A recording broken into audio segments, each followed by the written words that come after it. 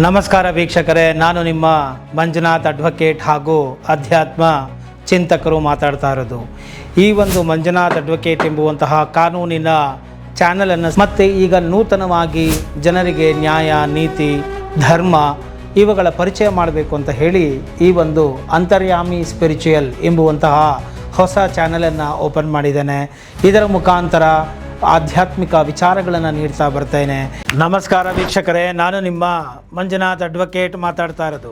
ಇವತ್ತು ಈ ಒಂದು ಹೈಕೋರ್ಟಿನಿಂದ, ಕರ್ನಾಟಕ ಹೈಕೋರ್ಟಿನಿಂದ ಈ ರೌಡಿಗಳನ್ನು ರೌಡಿಗಳ ಪರೇಡ್ ಅಥವಾ ಠಾಣೆಗಳಿಗೆ ಕರೆಸಿಕೊಳ್ತಕ್ಕಂಥದ್ದು, ಅವರನ್ನು ಫೋನ್ ಮಾಡಿ ಕರೆಸಿಬಿಟ್ಟು ಬೆಳಗ್ಗೆಯಿಂದ ಸಂಜೆವರೆಗೂ ಸುಮ್ಮನೆ ಠಾಣೆಗಳಲ್ಲಿ ಕೂರಿಸ್ಕೊಳ್ತಕ್ಕಂಥದ್ದು, ಕಾನೂನು ಬಾಹಿರವಾಗಿ ಬಂಧನದಲ್ಲಿ ಇರಿಸಿಕೊಳ್ತಕ್ಕಂಥದ್ದು, ಲೆಕ್ಕಾಚಾರವೇ ಇಲ್ಲದೆ ಇರತಕ್ಕಂಥದ್ದು, ಹರಾಸ್ ಮಾಡುವಂಥದ್ದು, ದೌರ್ಜನ್ಯಗಳನ್ನು ಮಾಡುವಂಥದ್ದು, ರೋಲ್ ಕಾಲ್ಗಳನ್ನು ಪೊಲೀಸರು ಮಾಡ್ತಕ್ಕಂಥದ್ದು, ಈ ರೀತಿಯಾಗಿ ಠಾಣೆಗಳಲ್ಲಿ ನಡೀತಾ ಇದೆ ಅಂತ ಹೇಳಿ ಸಾಕಷ್ಟು ಕಡೆಯಿಂದಲೂ ಕೂಡ ನನಗೆ ವೀಕ್ಷಕರಿಂದ ಮತ್ತು ಕಕ್ಷಿದಾರರುಗಳಿಂದ ಮಾಹಿತಿಗಳು ಬಂದಿದ್ದವು.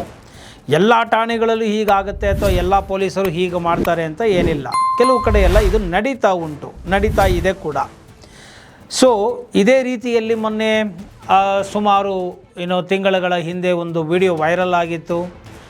ಅಲೋಕ್ ಕುಮಾರ್ ಅವರು ಈ ಸೈಲೆಂಟ್ ಸುನೀಲ ಎಂಬುವಂತಹ ಒಂದು ವ್ಯಕ್ತಿಯನ್ನು, ಅಂದರೆ ರೌಡಿ ಶೀಟರ್ ಅಂತ ಹೇಳಿ ಆ ರೌಡಿಗಳ ಒಂದು ಪರೇಡನ್ನು ಮಾಡಿದಂಥ ಸಂದರ್ಭದಲ್ಲಿ ವಿಚಾರಣೆಯನ್ನು ಮಾಡುವಾಗ ಆತ ಇವರನ್ನು ಬಾಡಿ ಲ್ಯಾಂಗ್ವೇಜ್ ಆಗಲಿ ಸೈಲೆಂಟ್ ಸುನೀಲ ಅದು ಸರಿ ಇಲ್ಲ, ಗುರಾಯಿಸಿದ್ದಾರೆ ಅಂತ ಹೇಳಿ ಅವರು ಹೊಡೆದು ಒಳಗೆ ಕರ್ಕೊಂಡು ಹೋಗಿದ್ದನ್ನು ಕೂಡ ನಾವು ನೋಡಿದ್ದೇವೆ.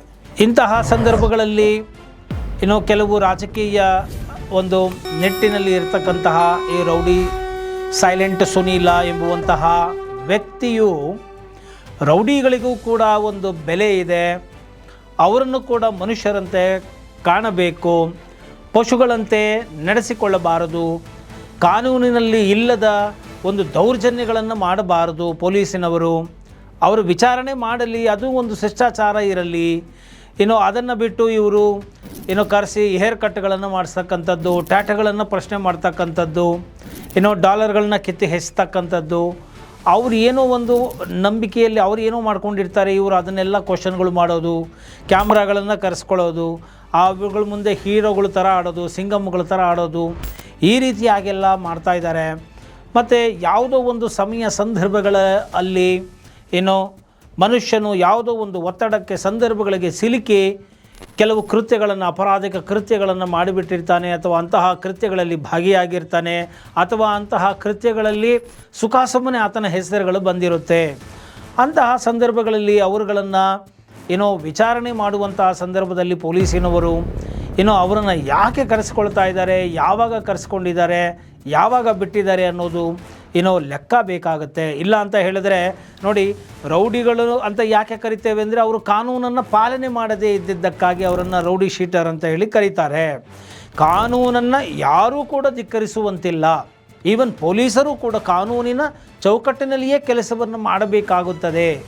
ಆದ್ದರಿಂದ ಈ ಒಂದು ನಿಟ್ಟಿನಲ್ಲಿ ಪೊಲೀಸಿನವರಿಗೂ ಕೂಡ ಈ ರೌಡಿಗಳನ್ನು ಕರೆಸಿಕೊಳ್ಳುವುದಕ್ಕೆ ಸುಮ್ಮನೆ ಫೋನ್ ಮಾಡಿಬಿಟ್ಟು ಕರೆಸ್ಕೊಂಡ್ಬಿಟ್ಟು ಇಲ್ಲಿಗಲ್ಲಾಗಿ ಡಿಟೆನ್ಷನ್ ಮಾಡಿ, ಇಲ್ಲಿಗಲ್ಲಾಗಿ ಅಕ್ರಮವಾಗಿ ಅವರನ್ನು ಒಂದಿನ 2 ದಿನ ಎಲ್ಲೋ ಕರ್ಕೊಂಡೋಗಿ ಇಟ್ಕೊಂಬಿಡೋದು, ಅಥವಾ ಸ್ಟೇಷನ್ಗಳಲ್ಲಿ ಬೆಳಗ್ಗೆಯಿಂದ ಸಂಜೆವರೆಗೂ ಕೂರಿಸ್ಕೊಳ್ಳೋದು, ಕೆಟ್ಟದಾಗಿ ಮಾತಾಡಿ ಕಳಿಸೋದು, ಈ ಥರದ್ದು ಎಲ್ಲ ನಡೀತಾ ಇದೆ. ಸೊ ಆದ್ದರಿಂದ ಇವರು ಯಾವುದೇ ಒಂದು ಕರಿಬೇಕು ಅಂತ ಹೇಳಿದ್ರು ಕೂಡ ಅದಕ್ಕೆ ಒಂದು ಪ್ರೊಸೀಜರನ್ನು, ಅಂದರೆ ಒಂದು ಪ್ರಕ್ರಿಯೆಯನ್ನು, ಒಂದು ರೀತಿ ನೀತಿಯನ್ನು ಪೊಲೀಸ್ ಡಿಪಾರ್ಟ್ಮೆಂಟ್ನವ್ರಿಗೂ ಕೂಡ ಇರಬೇಕಾಗತ್ತೆ. ಆದ್ದರಿಂದ ಅಂತಹ ಒಂದು ನಿರ್ದೇಶನವನ್ನು ನೀವು ಕರ್ನಾಟಕ ಗೃಹ ಇಲಾಖೆಗೆ ನೀವು ಕೊಡಿ ಅಂತ ಹೇಳಿಬಿಟ್ಟು ನಿರ್ದೇಶನವನ್ನು ಕೊಡಿ ಅಂತೇಳಿ ಮನವಿಯನ್ನು ಮಾಡಿ ಈ rowdy sheeter Sunil Kumar alias silent Sunil ಎಂಬುವಂತಹ ವ್ಯಕ್ತಿ ಹೈಕೋರ್ಟಿಗೆ ಅರ್ಜಿಯನ್ನು ಹಾಕಿರ್ತಾರೆ. ಇಂತಹ ಒಂದು ಅರ್ಜಿಯನ್ನು ಆಲಿಸಿದಂತಹ ನ್ಯಾಯಮೂರ್ತಿಗಳಾದಂತಹ ಆರ್ ನಟರಾಜ್ ಅವರು ನಿರ್ದೇಶನವನ್ನು ನೀಡಿದ್ದಾರೆ. ಪಾರ್ಷಿಯಲಿ ಇದು ಅಲೋ ಕೂಡ ಆಗಿ ಕೆಲವು ನಿರ್ದೇಶನವನ್ನು ನೀಡಿದ್ದಾರೆ.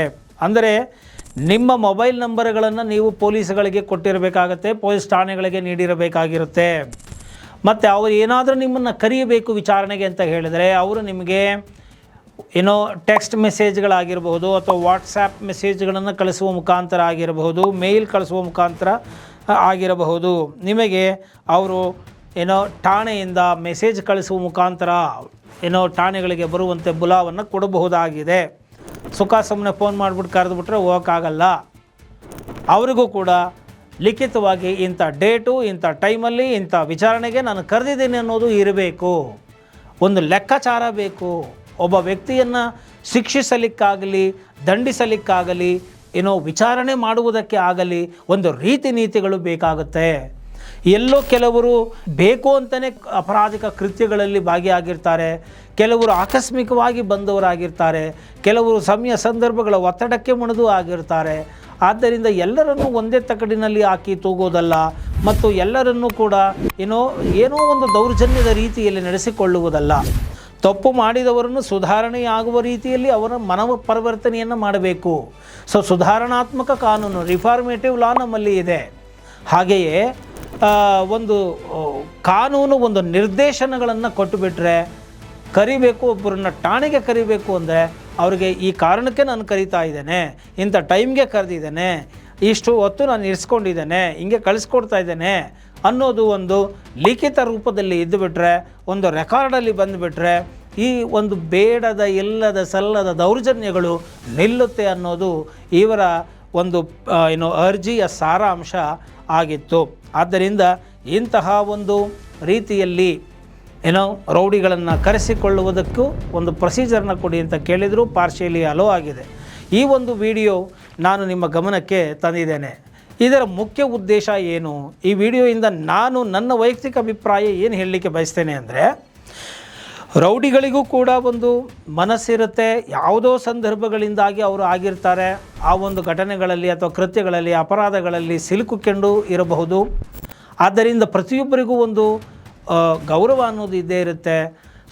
ಆ ಒಂದು ನಿಟ್ಟಿನಲ್ಲಿ ಪ್ರತಿಯೊಬ್ಬರನ್ನು ಸರಿಯಾದ ಚೌಕಟ್ಟಿನಲ್ಲಿ ಮಾತನಾಡಿಸಬೇಕಾಗತ್ತೆ.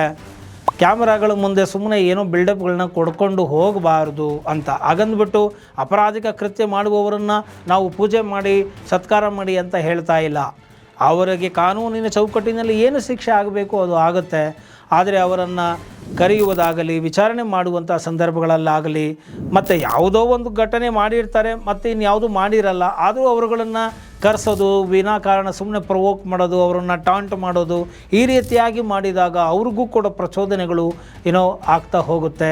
ಇಂತಹ ಕೃತ್ಯಗಳು ಘಟಿಸಬಾರದು ಅನ್ನೋದು ಇದರ ಮುಖ್ಯ ಉದ್ದೇಶ.